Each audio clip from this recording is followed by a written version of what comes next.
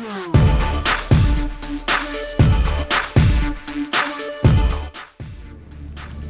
guys, and welcome to this week's episode of State Champs Chat. I'm Stephanie. I'm Lauren. And first we're going to start off with what's trending, and we have to start out with the Royals. They just won the World Series in extra innings this week. They did. For the first time in 30 years, they won in Game 5 over the Mets. So exciting to watch. Yeah, it was huge. Matt Harvey especially really dominated for the Mets through 8 innings. Yeah. And so this was, a huge game. A lot of people didn't think that at first the Royals had this one. Yeah, and the Royals pitcher actually just returned from his father just passed away, and he returned, pitched the first 6 innings, did really, really well, and helped his team earn that victory. Yeah, so that's our first topic because the parade is today in Kansas City, which is huge. I mean, I can't even imagine after 30 years. It's crazy to think of. I'm a Cubs fan, so slightly bitter, but it's okay.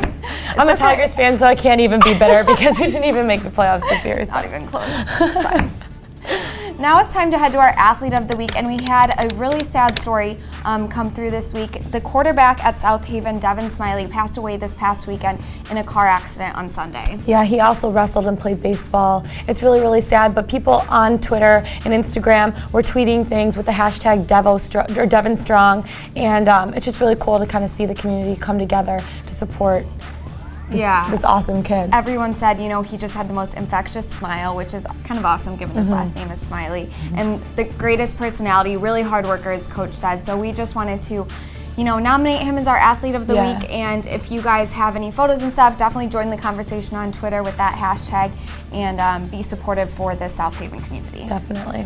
Now it is time to head to Hot Topics. A Seattle high school football team, the coach was, for a couple years now, having prayers after the game, or before the game maybe, and recently the school board said that had to stop, and it was a big issue. It was a big issue. They said it kind of played into the whole separation of church and state, the whole, there were satanic groups that said that they wanted to do the same thing just to kind of prove a point against it, which is bad. I think that people should be able to have the ability to express their views, but maybe not on properties that they shouldn't be on. Then the coach was saying, if I have it after the game, it's technically done, but the fact that it was still on school property, so the school actually just had to suspend the coach, which I think is really sad, but it is a hot topic. It's an interesting area of topic, especially with there are a lot of schools that are Catholic schools and stuff like that, but if your school, isn't a private school, you have to abide by those laws.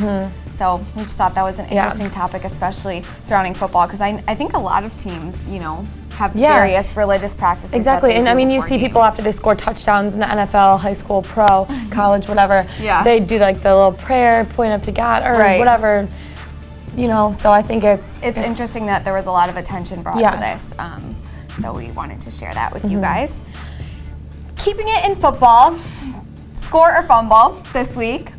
JT Barrett of the Ohio State Buckeyes was arrested for avoiding a DUI checkpoint this past week. Yeah, so that's kind of sketchy. First of all, he was actually just named starting quarterback for next week against Minnesota, but now that this happened, they kind of took that back, and he's suspended for the Minnesota game, but they only suspended him for one game. That was Urban Meyer's choice. Right. And it's kind of a crap Now game. They came out and said, however, that they are taking away his financial aid for the second semester. So that's a better punishment. At first I was kind of like, this is a huge fumble to me.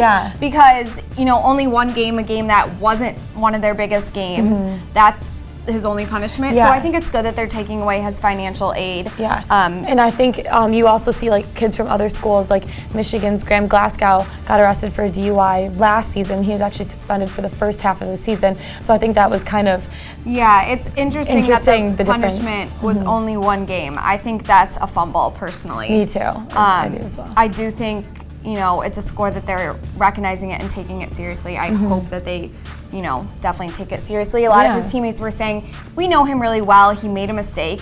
And Urban Meyer actually said, 20 years of doing something right, 30 seconds of doing something wrong. And that's what defines you. Right, so that's really unfortunate. I hope that, he doesn't just get the starting position right when he returns. Urban Meyer said he's not guaranteed the starting position anymore. We'll see what happens. So that'll be interesting when he does come back to see what position he is given. It'll definitely be interesting because it's been a battle for their quarterback position all year long. I know. We've talked about that before. They have 3 great candidates. So. Right. Now it's time for our clip of the week, sticking with some college football. This was an interesting one. Lauren was actually raised a Notre Dame fan too. Her dad went there. So I thought this was an interesting one. Brian Kelly, there's a clip of him shoving an assistant strength coach on the sidelines this past weekend. Yeah, he said he was trying to kind of get him away from getting a penalty, getting a flag, but I think that's kind of aggressive on the sidelines, especially for a head coach to be on TV shown doing that. Not a good look. It's just a lot. Yeah, it wasn't a good look for him. It was at their game against Temple, and it kind of blew up. Everyone was like, what just happened? I know. I am a big Brian Kelly fan, but that just kind of knocked him down a few rungs on the ladder. So it shows that people are always watching. You have to be careful, especially if, even if it wasn't caught on TV, I'm sure somebody would have caught it on their cell phone or something. So it's very interesting. It's a reminder to players, from what we talked about earlier, and to coaches, that you kind of always have to be aware of what you're doing on and off the field. Yeah, totally agree with that. Don't forget, you guys, Extra Point, our football show, is moving to Fox Sports Detroit this week.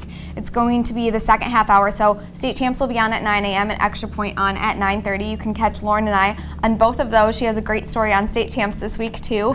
And it's going to be our special statewide edition of Extra Point. So that's really exciting. It's the second week of playoffs. We're really excited about that. So make sure to tune in, and thanks for tuning in to State Champs Chat. We'll see you guys next week.